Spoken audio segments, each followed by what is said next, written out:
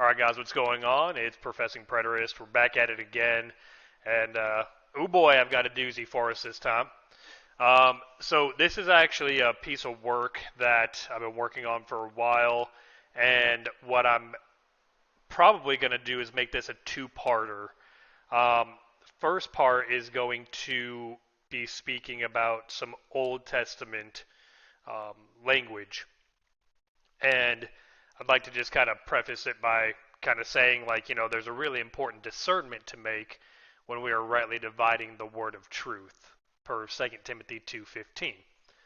If we're going to do that, then the question that must be posed then is this: can the Bible be ambiguous? And most people would say absolutely not. It's impossible, right?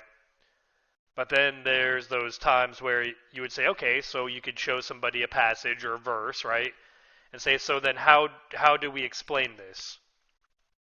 And people be like, well, we just don't know, you know, or yeah, that's it's something that God hasn't revealed to us yet, or et cetera, et cetera. And my thing about becoming a preterist is I believe that there is only one truth to the Bible. Okay, you can't. It makes no sense that we have thousands of denominations of Christianity, but that's neither here nor there, I guess, not for this video. But I would like to start out with just kind of pointing out what Corinthians, 1 Corinthians 14:33, tells us. And it says here, for God is not a God of disorder, but of peace, as in all the churches of the saints. Now in this passage, directly it's speaking about when there's orderly worship, right? When people are singing, teaching, they had a revelation, or they were speaking in a tongue or having an interpretation. So the beauty about this, though, is that it's pretty straightforward. God has a order of everything, right? There's not things that are just left out into the wilderness and up for interpretation. And if we look at James chapter 3, verse 16, we get the same information here. It says, for where jealousy and selfish ambition exist, there will be disorder and every evil practice. So, you don't want there can't be disorder amongst God, right? Now, we must know then that when God says a word is a word, that word has a meaning, and it must adhere to that meaning seamlessly throughout the Bible. Or else it leaves room for ambiguity, and therefore it cannot come with authority and truth from God. However, we also know that there are like allusions or parables that are used in the Bible that stem from what's called creation language and decreation or apocalyptic language. So according to the book of Jubilees, which can be tested and vetted and proven to be inspired scripture, right? Hebrew is the language of creation. So if we look at Jubilees, chapter 12, verse 27 and 28, is what it says. And the Lord God said to me, open his mouth and his ears, that he may hear and speak with the language which has been revealed. For it had ceased from the mouths of all the children of men. And I opened his mouth and his lips, and I opened his ears, and I began to speak with him in Hebrew, in the tongue of creation. And he took the books of his father, and these were written in Hebrew, and he copied them, and he began to learn them from then on, and I made known to him everything he was incapable of understanding, and he studied them the 6 months of the rainy period. So, pretty upfront what this is saying. This is obviously after the fall of Babel. So the confusion came, but it's interesting because that means nobody was speaking Hebraic. Right? But yeah, so Hebrew is the creation, the language of creation, the tongue of creation. So the interesting thing about that is both the Old and New Testament have a very heavy weight behind every single letter and every single word that they portray. And it's my belief that God, because he is all powerful, specifically chose for the Old Testament to be written in Hebraic and the New Testament to be written primarily recorded in Koine Greek. I think that if it was God's will, the New Testament would have been mainly recorded and, widely accepted to have been written in Hebraic or Aramaic or Latin, right? But that's not what God wanted. That's not what God willed. And it's a great contrast between the two testaments because the Hebraic language it's a very poetic language where there's words that can be found within words, and like those it all has like a very distinct meaning. Whereas Koine Greek, it's still a very beautiful language, obviously, and there is a lot of inference, very direct. Like Koine Greek is just very direct with what it's saying. Um, there's two words that combine to make one word, and it's like that's what the word is. So you get this contrast of this poetic language, and then you get this like, while still beautiful language, it's a very matter of fact, straight up. This is what these words mean, and this is kind of how it is. And that's what makes studying the New Testament pretty interesting, because once you start learning, hey, what do all these words that were written in the New Testament actually mean? You start getting an understanding of, oh, okay, so the word ge or gen or ges means like the land, as in like an area, a specific area, whereas the word cosmo means like the world at large, right? Everything that we all inhabit, the physical plane of existence that we inhabit. And then you've got oikomene, which means specifically the Roman Empire. So it's like, well, you've got three words that if you're reading the Bible, you would think they're all the same thing. You're like, oh yeah, again, that's the earth. But the cosmos is the earth. But the oikomene is the earth. It's like, no, that's actually not how it works in Koine Greek. They're each three very specific words that specifically mean something. But anyway, not to go on a tangent with that. But I want to look real quick at where the consistency must be brought into account then. And the first word that I want to look at in Hebraic is going to be the word for season, as it's one of the earliest words that shows up in the Bible. And that's in Genesis 1:14. So if we go all the way back to Genesis, and in 14, it says, "And God said, let there be lights in the expanse of the sky, to distinguish between the day and the night, and let them be signs to mark the seasons, and days, and years." So the word used here for seasons, it means moed. I believe that's how you pronounce it. And this word is used 223 times throughout the Old Testament. You can see here, if we scroll on down, it's got 223 occurrences, right? Yet every time that this word is used, it references either an appointed time, a feast, or an assembly.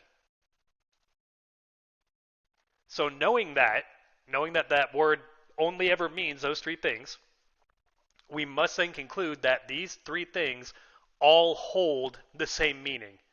So the word appointed time, feasts, and assembly all mean the same thing. And as for why it says it, like in Genesis 1:14 seasons and Genesis 17:21 season, so you'd be like, well, that's a fourth meaning. Well, we're going to get into that, right? So what this is meaning then is that if the stars are for seasons, which is what it said, right? They mark seasons and days and years. There is a pretty interesting inference to get here. because that's really meaning that the stars are to be signs to mark an appointed time, while the sun and the moon are incorporated to be the lights that distinguish the day from the night, and that's actually what's the marker for the days and the years. Because if we look at Genesis 1:16, it said God made two great lights, the greater light to rule the day, and the lesser light to rule the night. And he made the stars as well. So the stars are made separate from the two lights. So that's what it's saying when they're to be for days and years, right? Distinguish the day and the night. It's talking about the sun and the moon. But when in regards to the stars, these are to be signs to mark the seasons, the moed, the appointed times, the feasts, or the assemblies. Are you with me so far? Hope I didn't lose you. So, cohesively speaking, the appointed times are the feasts, and the feasts are the assemblies, so therefore the appointed times must also be the assemblies. And if we look at where assembly is used throughout the Old Testament, it's always used for the tent of meeting, except for in 3 instances. We're going to go to Psalm 74:4.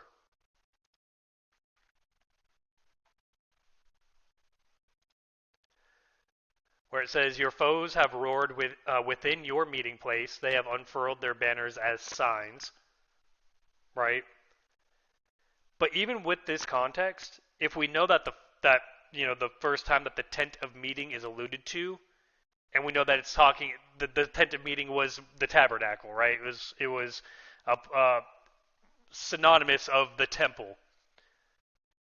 And if the tent of meeting is simply the physical copy or shadow or blueprint of the heavenly temple that was copied and made as like a more permanent structure through the construction of the first temple, then we know that what they're saying here is your meeting place is the temple.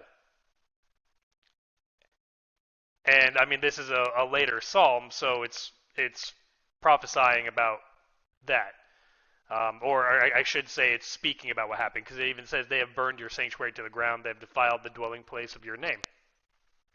Talking about the Edomites after the Babylonians went in and took everything out. And if we look here, just so that we have confirmation of that, of this being a copy or a shadow, right? If we look at Hebrews 8:5, it says here, "The place where they serve is a copy and shadow of what is in heaven. This is why Moses was warned when he was about to build the tabernacle. See to it that you make everything according to the pattern shown to you on the mountain." And then if we look at Psalm 74:8,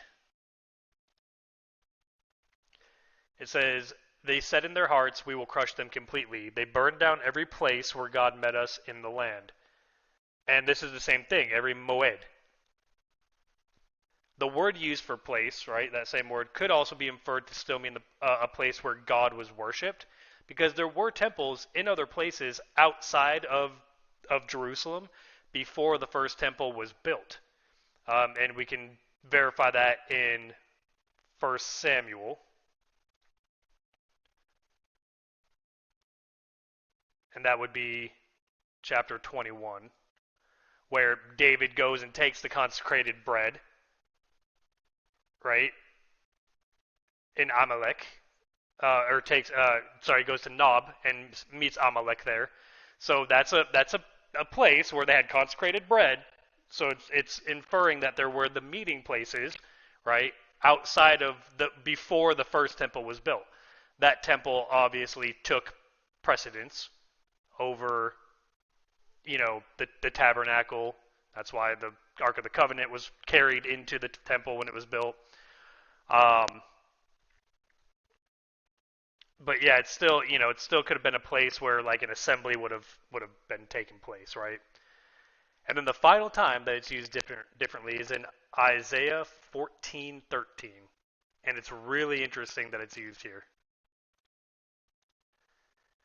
So if we look at Isaiah 14:13, it says, You said in your heart, I will ascend to the heavens, I will raise my throne above the stars of God, I will sit on the mount of assembly in the far reaches of the north. So this is again alluding to the fact that the king in Babylon was trying to establish his own tent of meeting outside of Jerusalem so that he could exalt himself above the stars. Right?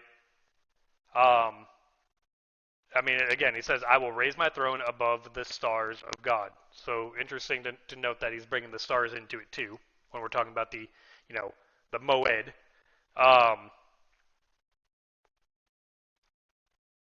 Now, it does go and tie back right back to Genesis 1:14 and 1:16, where the stars are being referenced with this appointed time, feast, and assembly. And it's even alluding to the fact that there would be a mount of assembly, just like the Mount Zion, where the true assembly was. That's what he's trying to say. Hey, I'm going to make my own mount of assembly. I don't need your temple in Jerusalem, right? So we can definitively draw the conclusion as to what the tent of assembly is and what it represents, right? So let's tackle the word attached to it then, which is the word tent. Because if we look back at where this word is used a lot, and we have the tent of meeting, right? I think that's where it first kind of comes up in Exodus. Well, this word for tent or tabernacle is Oel. I think I'm saying that right. So this word is very, very important to Scripture. And the reason why is it's used many times in Genesis, right? Because it does denote housing. Now, there were cities that were built before the flood, right, as per Jubilees, and they're kind of inferred as having been like larger and more advanced cities than simply just tents. But post-flood, the people are shown as having first lived in tents. And this is where it gets really interesting in Genesis 18. So we're gonna look at this real quick. So in Genesis 18, 9 to 10, and this is, the servants, right, the angels of the Lord that come down to visit Abraham. And they say, "Where is your wife Sarah?" They asked. "There in the tent," he replied. Okay. Then the Lord said, "I will surely return to you at this time next year, and your wife Sarah will have a son." Now Sarah was behind him, listening at the entrance to the tent. So it's funny because when it says at this time next year, or I'm sorry, what I'm trying to bring up here actually is that so Sarah is inside the OL, right? He's like there, she's in the tent. And it's at this moment where God tells Abraham that he and her will bear Isaac. That's really important. But then if we look on just a little bit further, it says, "And the Lord said to Abraham, why did Sarah laugh and say, 'Can I really bear a child when I am old? Is anything too difficult for the Lord? At the appointed time, I will return to you in about a year, and Sarah will have a son.'" So this word, at the appointed time, is moed, right? That's the root of what he's saying. So this all ties together as the overall motif of the Old Testament is the law of bondage, Israel's constant falling short, the prophecies of the first destruction of the temple, and the prophecies of the second destruction of the temple. Yet through it all, we have the promise. And that promise is the message of Messiah and the message of salvation spoken by the prophets through the prophets really, by God himself. And most importantly, Genesis serves as the beginning of the lineage of bloodlines that leads to Messiah. So do you kind of see how this all starts to tie into one another? The Moed and the Oel begin to take on massively important roles throughout the entirety of the Old Testament now, and they must always mean the same thing to remain in parity. So does that make sense? So like literally, he's like, hey, she's inside the tent, the Oel, which is denoting as being a place of meeting. Like but it's before all of that, right? This is like the beginning of the lineage to Christ, right? Well, technically Adam and Eve were the beginning of the lineage, but you know what I mean. Talking about Isaac and how important that all becomes for Israel and Messiah. So now we're going to get to the instance of the word star. And this might just blow some people's minds. The word star is kokab. And we just went over Genesis 1:14 and 1:16 where the stars are first mentioned. And I want to just make this clear up front that I'm not, this isn't to say that God isn't the creator of all things, right? We know he's the creator and the arbiter of all creation. But there might be something deeper here to discover about what the word stars represent. So if we use the entirety of what we just concluded for the words Moed and Oel, I'm proposing that the word Kokab is actually referencing people who are instrumental to God. So now hear me out, right? If the Kokeb are to be for the Moed, this is talking about the prophets of the Old Testament who God spoke through to tell of the coming appointed times. Right? If we look at Moses, he gave them the feasts, the appointed feasts through Levitical law, of which Christ is they are a shadow and type of Christ. Right? Christ is the body that casts the shadow of them.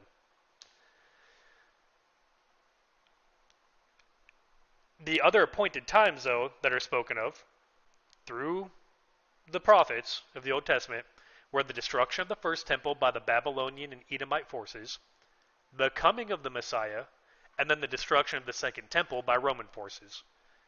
So I'm going to go right back there just so you can kind of see what I'm talking about. So if the stars are to be signs to mark the seasons and days and years, that seasons, right, is the appointed time.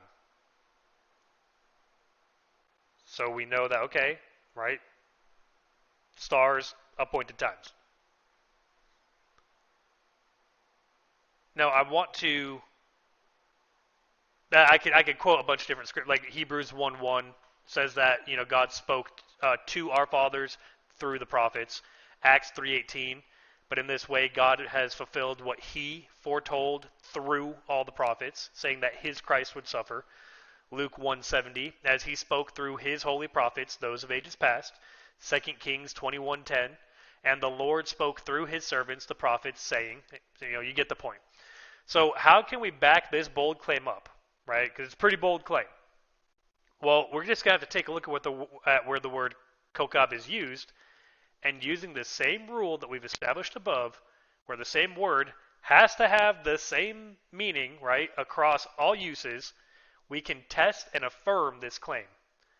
We're going to go to Genesis 15, verses 5 through 6. And the Lord took him, Abraham, or I should say Abram. His name is Abram at this point. And the Lord took him outside and said, now look to the heavens and count the stars if you are able. Then he told him, so shall your offspring be. Abram believed the Lord, and it was credited to him as righteousness. So firstly, God took Abram outside, right? Because that's what it says. He took him outside, which means that he was inside his Oel. But in this verse, we get the solidification that draws the people of Old Covenant Israel or people that are instrumental to God as stars. Because God says, so shall your offspring be, right? This is a pretty hot topic for I think a lot of scholars, theologians, whatever, because on the surface you could easily think that it means how numerous they will be, which it is true as well, as all nations have been given the inheritance and have been made children of Abraham. But the context is important, because the word used for so shall, so right here, is this word ko. But if we look, we're going to go to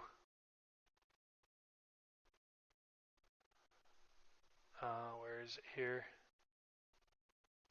Oh yeah, right here. Be.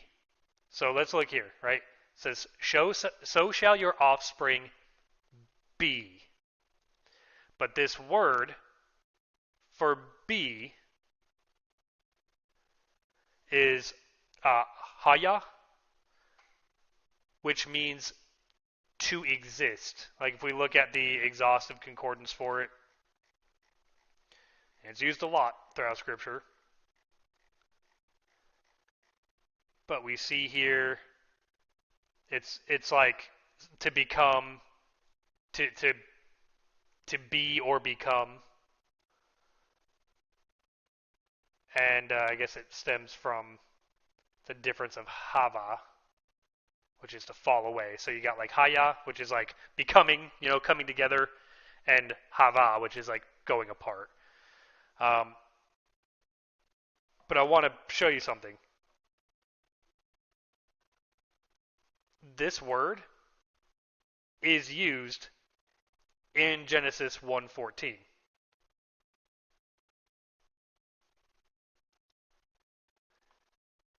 And we're going to go right to the interlinear, because it says, and God said, let there be lights in the firmament of the heavens to divide between the day and between the night, and let them be for signs and seasons, for days and years.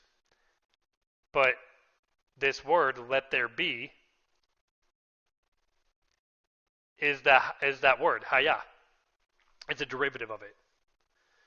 Now, what's also interesting is that Abram was credited as being righteous. If we go back to the verse we're just looking at, right, it was credited to him as righteousness because he believed the Lord.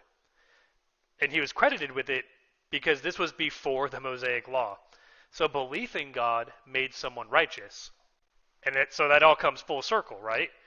Because the ending of the Old Covenant, where it was,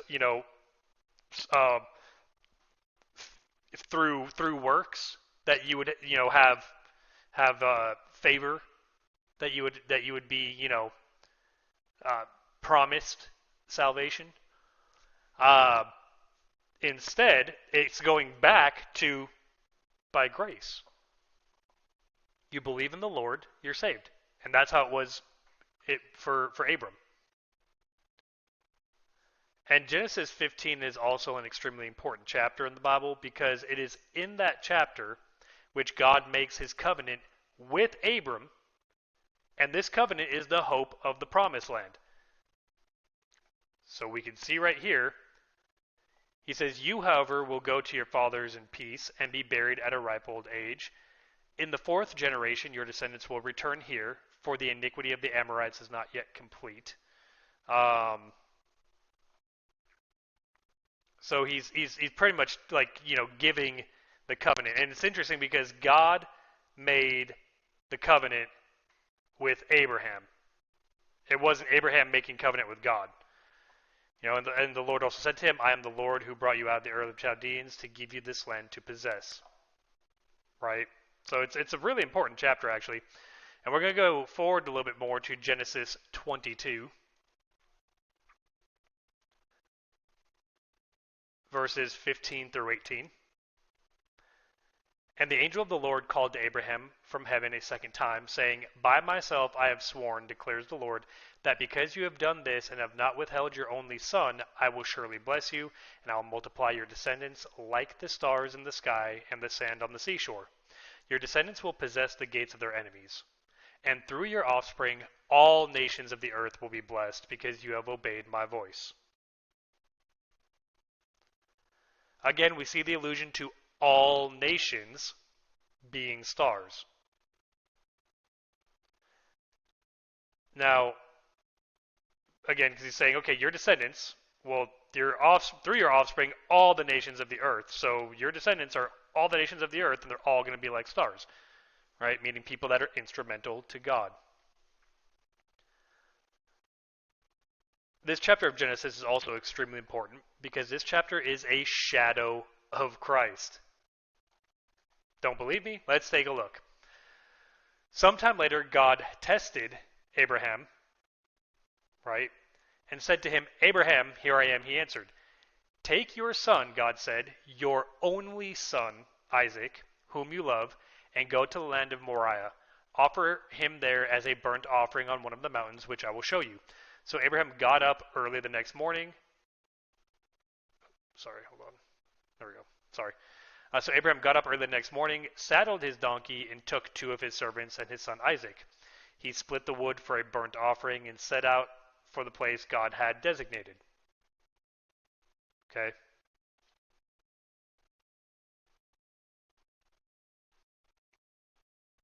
Then we go down here. Abraham took the wood for the burnt offering and placed it on his son Isaac.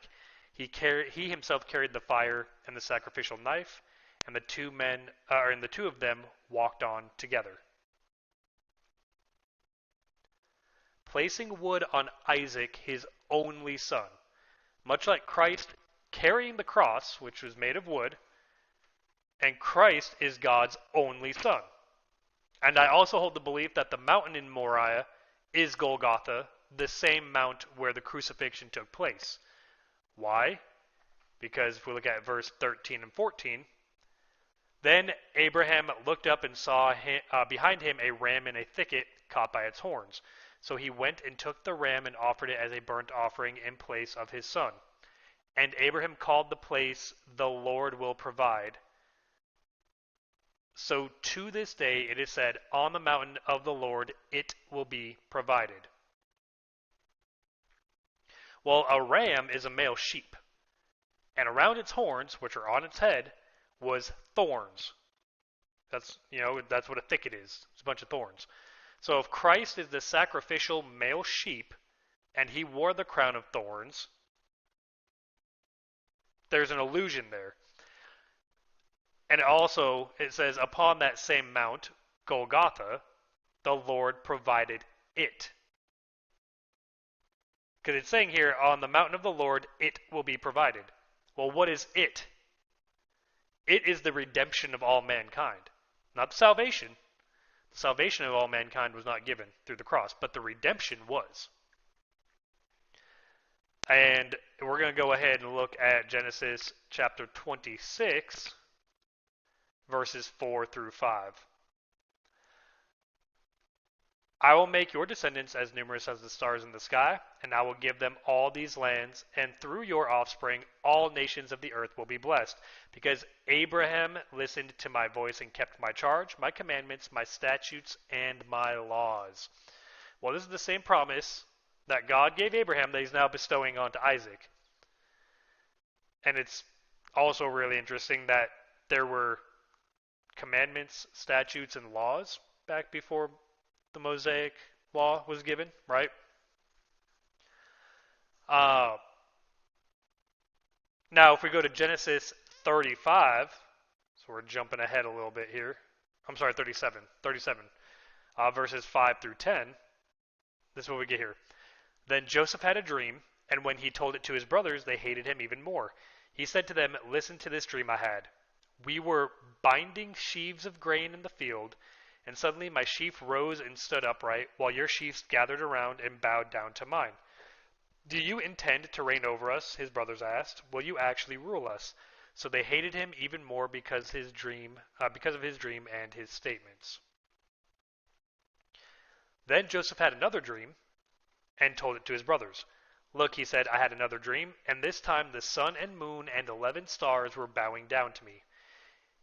He told his father and brothers, but his father rebuked him and said, What is this dream that you have had?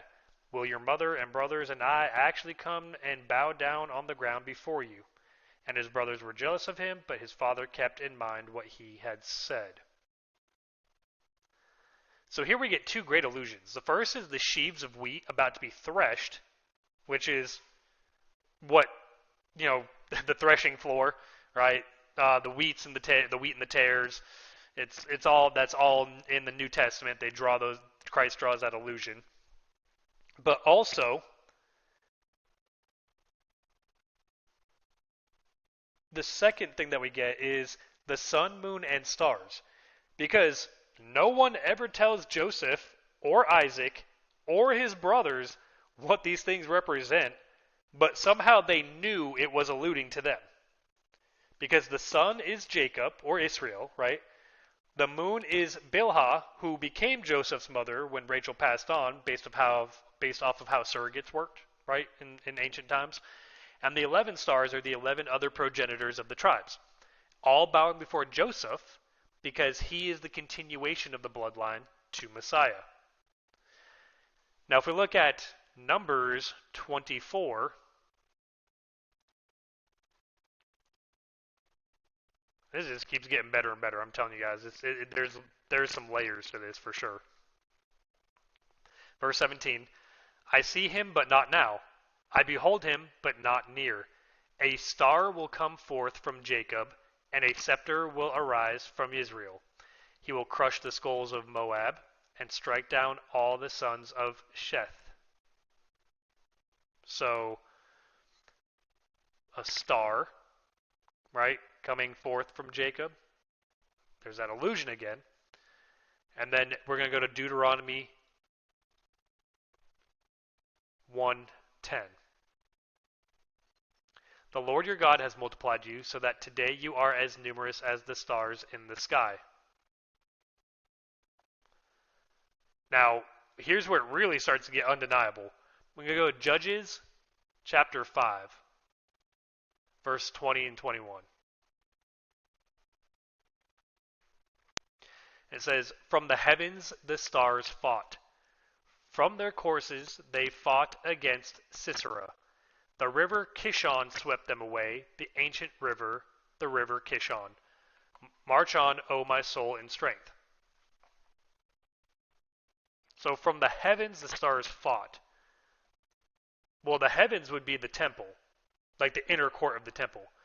And the stars, in this reference, are the Israelites. And how do we know that this passage is correlating to the Israelites? Well, I'm going to go back one chapter, and we're going to see how the prophecy is foretold of the same battle against Sisera. This is Judges chapter 4, verses 1 through 7. After he had died, the Israelites again did evil in the sight of the Lord. So the Lord sold them into the hand of Jabin, king of Canaan, who reigned in Hazor. The commander of his forces was Sisera, who lived in Harosheth Hagoyim.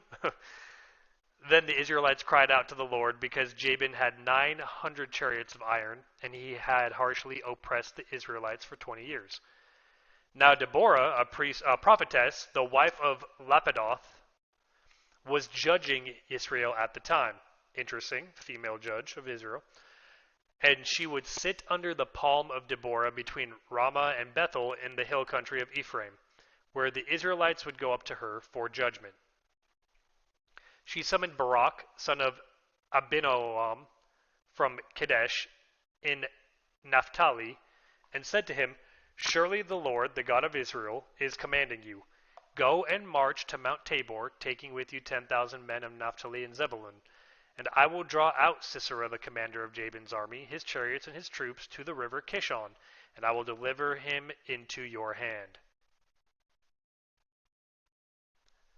So,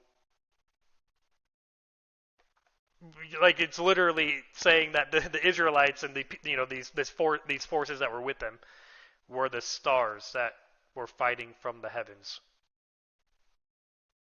Now, if we also go to Revelation 22:16, so we're going to the New Testament now, we see here, it says, I, Jesus, have sent my angel to give you this testimony for the churches. I am the root and the offspring of David, the bright morning star. Now, we could also look at Revelation 1:19, because the stars in Revelation 1:19 are actually the angels assigned to the churches. Yet after the parousia, there would really only be one angel to minister to the now conjoined Jew and Gentile, who is Christ. So now there's no way not to connect the stars, or Kokab, to the peoples of nations that would be instrumental to God, and thus being like serving as proof of his supremacy for everyone who would be brought into the promise that God made with Abraham. So I could go on and on with verse after verse after verse supporting this, but essentially, so where does it leave us, right? Well, now we need to look at the apocalyptic or decreation language that is covered through the prophets in the Old Testament. We're going to look first at Isaiah 13:10.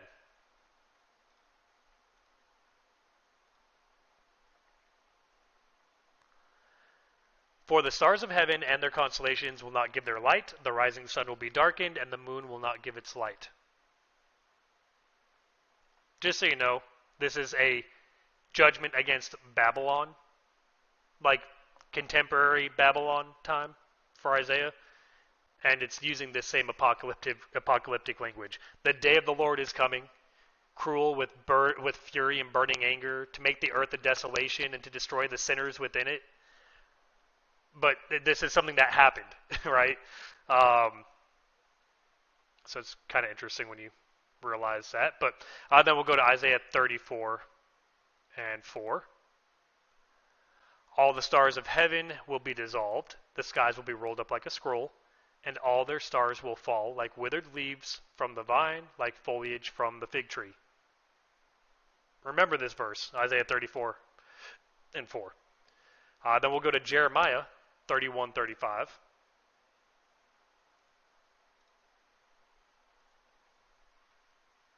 All the way down here. And it says, Thus says the Lord, who gives the sun for light by day, who sets in order the moon and stars for light by night, who stirs up the sea so that its waves roar. The Lord of hosts is his name. So the statutes of the moon and stars are for to be a light by night. And what that's kind of alluding to is when we're out of covenant with God, right? That's the night, and how the statutes or commandments were given as a light to follow him back into the covenant. And if you don't believe that, well, there's John 8:12 to kind of bring this into perspective. Once again, Jesus spoke to the people and said, I am the light of the world. Whoever follows me will never walk in the darkness, but will have the light of life. So, darkness, light. And then we're going to go to Ezekiel 32:7.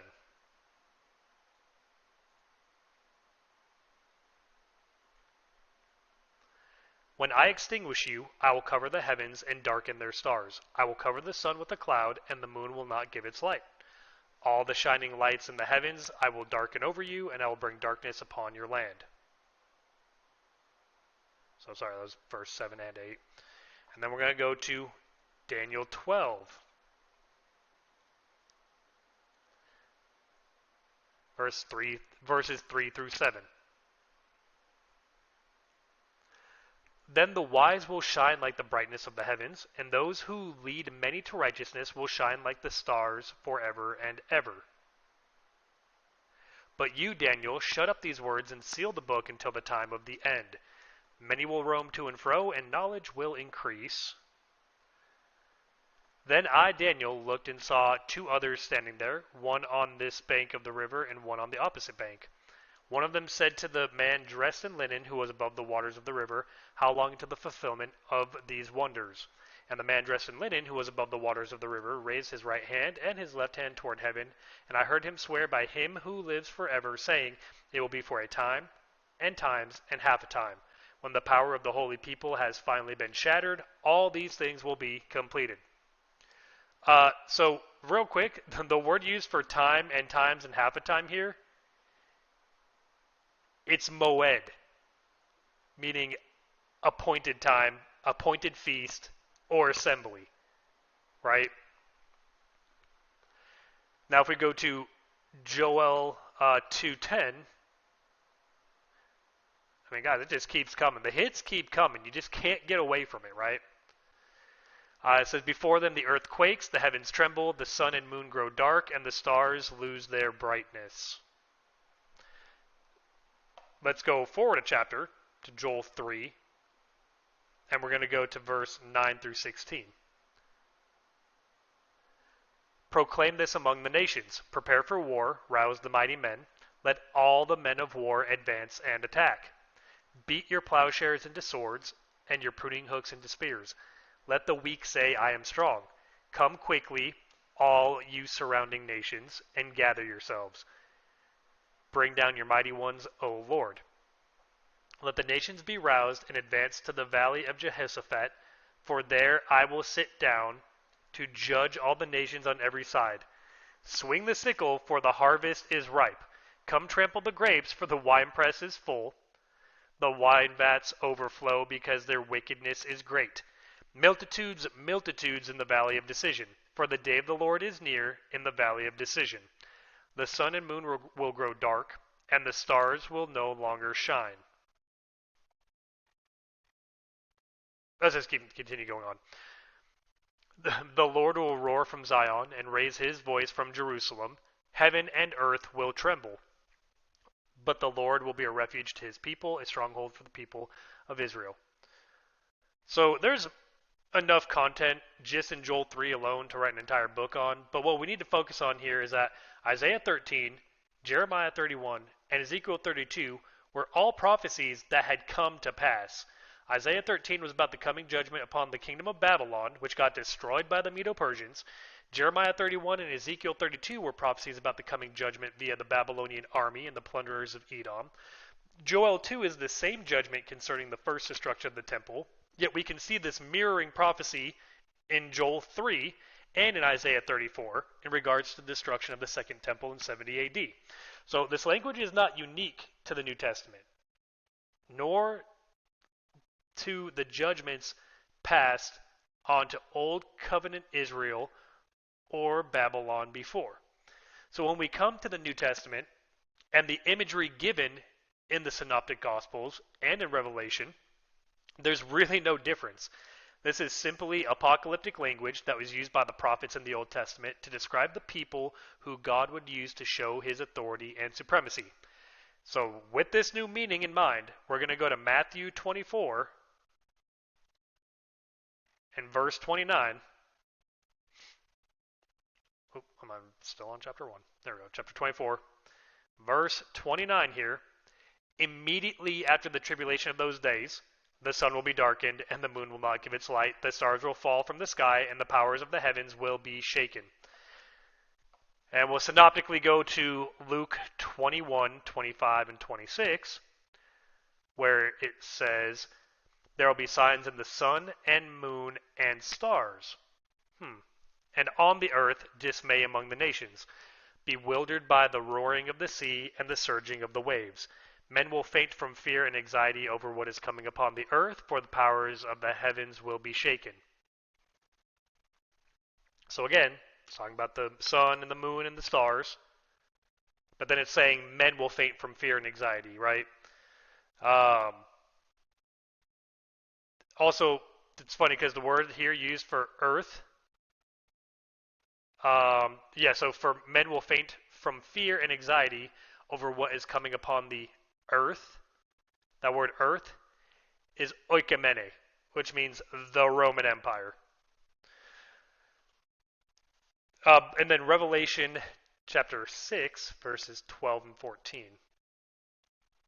This is pretty cool. And when I saw the Lamb open the sixth seal, there was a great earthquake, and the sun became black like sackcloth of goat hair, and the whole moon turned blood red, and the stars of the sky fell to the earth like unripe figs dropping from a tree shaken by a great wind. The sky receded like a scroll being rolled up, and every mountain and island was moved from its place. Well, that's the same exact decreation language as Isaiah 34. Like literally, this is where this is drawing from. Right? Did we not remember what it just said here? Let's see. Right here. Where is it? I could do so much jumping around. It's like you forget where it's at.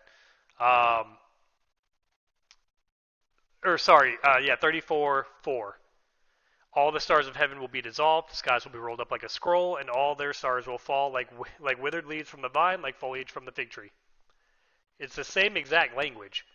He's literally just he's re-saying, hey, this judgment that's coming, it's the one that Isaiah spoke of in Isaiah 34.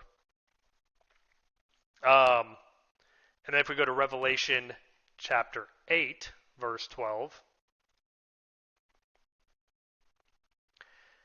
Then the fourth angel sounded his trumpet, and a third of the sun and moon and stars were struck. A third of the stars were darkened, a third of the day was without light, and a third of the night as well. So let me ask you this. Is a third of the actual sun supposed to somehow get a chunk taken out of it? I don't think so. I don't think that's how it works, right? And then we're going to go forward to Revelation 12, verse 4. His tail swept a third of the stars from the sky, tossing them to the earth, and the dragon stood before the woman who was about to give birth, ready to devour her child as soon as she gave birth.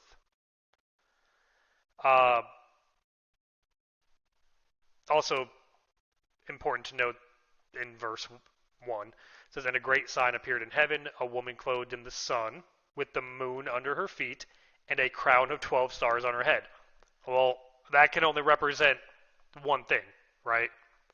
It's drawing back directly from what Joseph had said, right? The 12 tribes of Israel. So essentially, though, it's the same retelling of what Revelation 8:12 was saying. Revelation is just simply John's telling of the other three synoptic gospels about the coming judgment against Old Covenantal Israel and the ushering in of the New Covenant via the entire destruction of the Old Covenant temple worship system, right? You guys ever notice how Matthew, Mark, John, and Luke all have their Olivet Discourse? Or I'm sorry, Matthew, Mark, and Luke have their Olivet Discourse, but John doesn't? It's because Revelation is his Olivet Discourse. So, knowing that the New Testament authors were not making up new prophecies, but they were drawing from the Old Testament prophets who were speaking about the coming judgments both near, via Babylon, and far off, via Rome, and having proven above that the word Kokab was always referencing the holy people, and there's no way that you can really try to say that the New Testament is meaning the literal stars and the literal moon and the literal sun. And to take the matter further, we can look to Jude verses 12 and 13.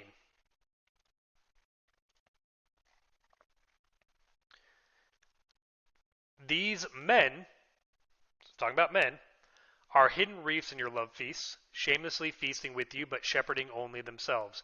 They are wild clouds without water, carried along by the wind, fruitless trees in autumn, twice dead after being uprooted. They are wild waves of the sea, foaming up their own shame, wandering stars for whom blackest darkness has been reserved forever. So it's referring to these slanderous men who had crept into the fold of the early Christians of Jude's time as wandering stars. Also, I want to go to Jeremiah 4 real quick. So Jeremiah 4 is really using this decreation language as well. and it's going to be verses 22 through 26. For my people are fools, they have not known me. They are foolish children without understanding. They are skilled in doing evil, but they know not how to do good. I looked at the earth, and it was formless and void. I looked to the heavens, and they had no light. I looked at the mountains, and behold, they were quaking, all the hills were swaying. I looked, and no man was left, all the birds of the air had fled. I looked, and the fruitful land was a desert. All its cities were torn down before the Lord, before his fierce anger. So, the earth, the heavens, and the lights therein, right? The mountains, the hills, the men, and the animals. This is specifically speaking about that same creation language that we get in Genesis, right? Yet the heavens and earth, again, that's the inner court and the outer court of the temple, were to be destroyed. The lights in the heavens are representing the Israelites. And it's crazy because Isaiah and Jeremiah are both just absolutely filled with these kind of parallels, talking about decreation language, right? Um, but I wanted to bring this up. This video is a little bit longer. That's why I'm having to make it a part 2. Because if we know now what is being said, right, when we get this star imagery, how important the word, like, the place of meeting, the appointed times, the feasts, the appointed feasts, all that stuff, super important. And we just went through and showed how all in the Old Testament and all in the New Testament, when they're talking about stars, they're synoptic, they're linked together. They're the same prophecies talking about the same thing. The next video I want to do, I'm going to go through some New Testament words, like parousia, oikomene, ge, or ges, or gin, cosmo, and I don't know, I'll probably think of like one other one to do. Um, but we're going to take that same logic and see how the New Testament takes on a vastly different meaning once you know what these words actually mean. Because again, we have to respect the fact that God made these languages, and he chose these languages to be the languages that he wanted his message to be recorded in, at least most prominently. And knowing that, the words have to mean the words, right? They do have very important meaning. It's really almost impossible to decouple this language. Knowing what the stars are is talking about people instrumental to God. The heavens and the earth, the inner court and the outer court of the temple. The time, the appointed times and the seasons and the assemblies and the feasts. So not even the seasons, because seasons isn't even really a proper, like term for it. It all comes together in this way that, like, once you see it and it clicks, you're like, oh man, the Bible really starts taking on a much different term and tone. So, anyways, guys, that's what I've got for us this time. Hopefully, it made sense. I know it might be a little hard to jump around so much in Scripture, but that's why I like to record the screen and have the verses right there. You guys can always open your own Bible, crack it open, read it. I'm not making this up. Not bringing any of my own interpretation into it.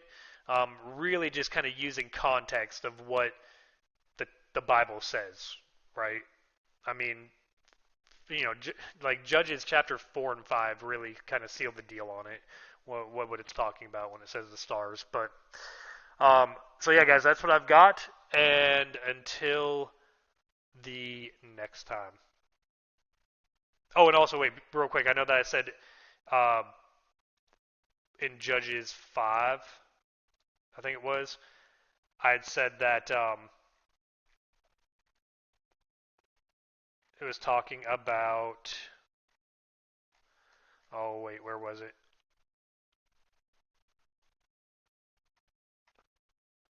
Hold on. Gotta go back up. Gotta go back up. Yeah, it was 5, 20, and 21. So I know that I had said that, from the heavens the stars fought. I was like, the heavens referencing the inner court of the temple. Well, obviously this was before the temple was built, but they were in probably a place of meeting, like a place of assembly. That's where they came out from, which, again, still holds the same kind of reverence because this was before the permanent structure of the temple was built. So, anyways, guys, that's all I got. Until next time, take it easy.